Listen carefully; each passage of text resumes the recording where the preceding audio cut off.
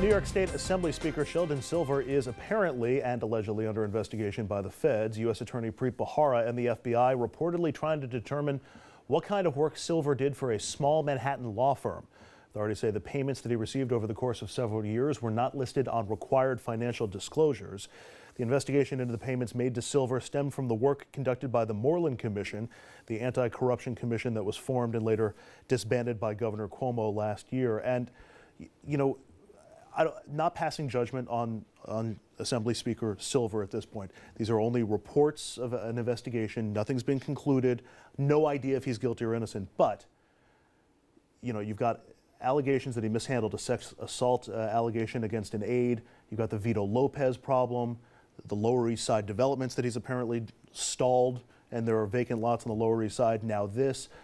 Assemblyman, how much bad press for Sheldon Silver is too much for Assembly Democrats? Well, the press loves to beat up on Shelley, and I've known Shelley since I've been in the legislature, and I've always known him to be a very meticulous, skilled person at his craft. And I really don't think that what the Times reported today is factual. The first two scandals that you mentioned were the same, and I really don't think they were scandals. What had happened was there was a complaint to the Speaker of a harassment by a member of the legislature. The two individuals that were harassed agreed to a settlement, which is what lawyers do. Very few cases ever go to court. The settlement was agreed to by their attorneys, and then they turned around and said, "We want more." And they said, "No, this is what the settlement was." Then they said, "We're going to the press," and then it was all hush money. Well, it wasn't hush money. It was a settlement that was done in the open. It was approved by both the Attorney General's office as well as the Comptroller's office as to the propriety of it and not impropriety. And it should have just stopped there.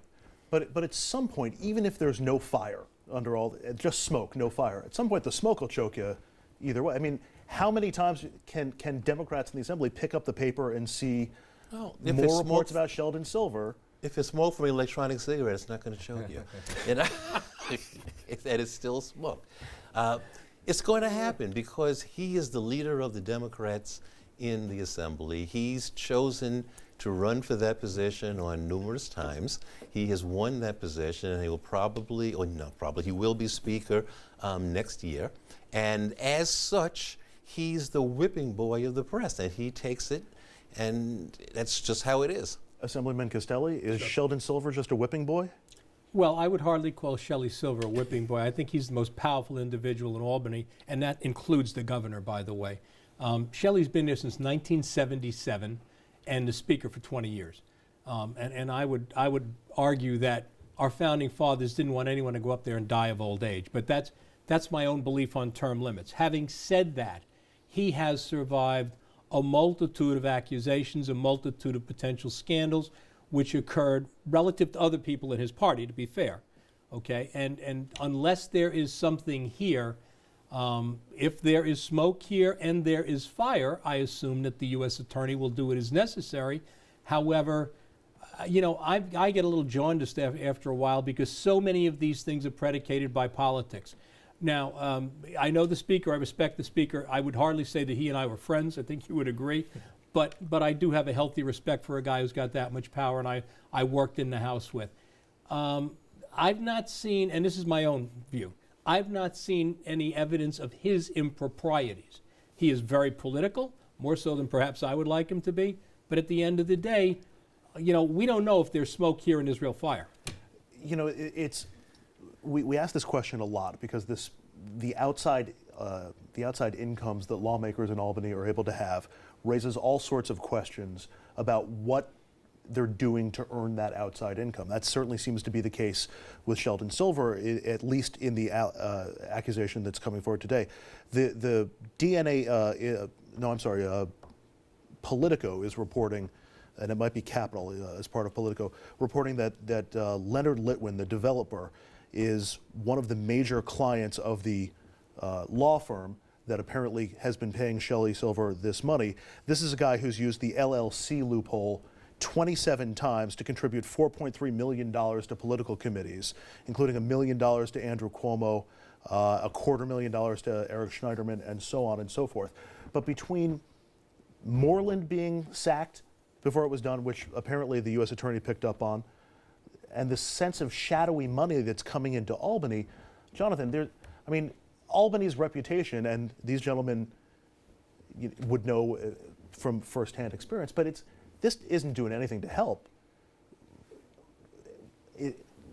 Where does Albany go from here? Yeah, listen, in an ideal world, you would think that this would really spur a conversation about limiting outside income, giving legislators a real pay raise so that it becomes a full-time job, so that you're able to live, downstate just as much as you could live upstate, and really make it the same way the House of Representatives is, where you can't earn any outside income aside from like capital gains and all, and that's really it. You need to reform the system. The LLC loophole that provides, extraordinary amount of influences to those that have money who are able to basically fund each of these LLCs and provide campaign contributions that way. It all comes down to money. It really does. And is there an appetite to actually get these types of reforms through or not? I know that the governor has put pay raises on the same level as ethics reform and outside income reform. But if nobody wants to do it, then it ain't going to get done, And so I turn to the legislators to really determine how to best proceed here. Because Assemblyman, is there an appetite for reform? Should there be? There's always been. But with regard to full-time employment, most of the assembly people that I associate with, this is our full-time job. This is my full-time job. If you were to pull my ethics report that I file every year, it'll say that I own a company called Moncur Pretler Financial Services. It doesn't say what you earn, though. I earn a grand total of $800 a year. I have to put it there. I got a call from the press once saying, oh, you have a second job. Second job? No, it's not a second job. We just have to list all the income that we have. The reforms that the governor was asking for are, first of all, I'm opposed to one of them, and that's public financing. I personally don't believe in public financing. It leads to a lot of dishonest behavior that has been shown to be the case in the city of New York.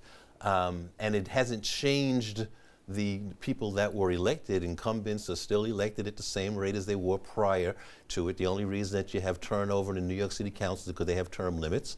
I don't believe term limits are a good thing either. The governor hasn't asked for term limits because that just puts staff in control, because members keep coming in, the same staff stays there.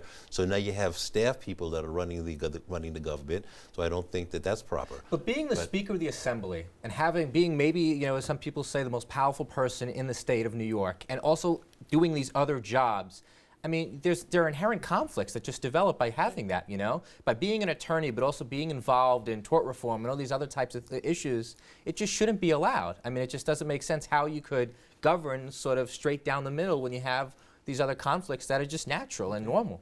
And I would agree with you. I think that this is my full-time job. Like I said, most members, it's their full-time job. But just a quick thing, you had mentioned an attorney that's made these LLC contributions. Yeah. You talked about Schneiderman, you talked about Cuomo, you didn't talk about Silver, which is what we started talking. Was anything go there? No. See, but we're talking about reforms. But the firm allegedly is the one that gave the money to Silver. That's what the U.S. Attorney is investigating. You're on the outside looking in now. Sure. Is making it a full-time job and paying it like a full-time job, is that enough? Well, in 2 terms, I had 8 days off. 3 Christmases and Christmas Eve and 2 days to bury my mother. So, just like Gary, it was a full-time job, and he and I know each other well. We've worked together. It was our full-time job. Now, there may be other people who have the autonomy to be able to maintain a law firm and a law practice. We certainly didn't have the time to do that. So, I do believe you should make it a full-time job. I think the legislature hasn't had a salary raise in almost 15 years. Now, some could argue we didn't deserve one either. But the reality is, if you want to make it a full-time job and pay people in such a way that it's a livable wage in all the areas of the state that we come from and travel back and forth to sometimes on a daily basis, that's the argument. And then eliminate any sorts of outside income. Personally, I could see that. Now, Gary and I differ on the idea of term limits. I happen to be a big fan of it. And we both have agreed that the idea of public funding for campaign finance, while it seems like a panacea, is not so. It's fraught with a lot of difficulties. And quite honestly, I'm not sure where we go with that one. But one way or the other, I think the answer is you make it a full-time job, you pay it a livable wage, you still have the same type of transparency that we have, and you punish people to the fullest extent of the law when they make a mistake, because, you know, we are the representative of the people. We answer to you. And all of this apparently stemming out of the Moreland Commission investigation. This is a story we'll be no doubt coming back to in the weeks and months to come. We're going to take a quick break. When we come back, Louisiana Congressman Steve Scalise, he's got some splaining to do. This is after he confessed to speaking before a group of neo-Nazis. Yeah, it was more than a decade ago, but he still has the support of House Speaker John Boehner. Should the GOP be concerned? That's next.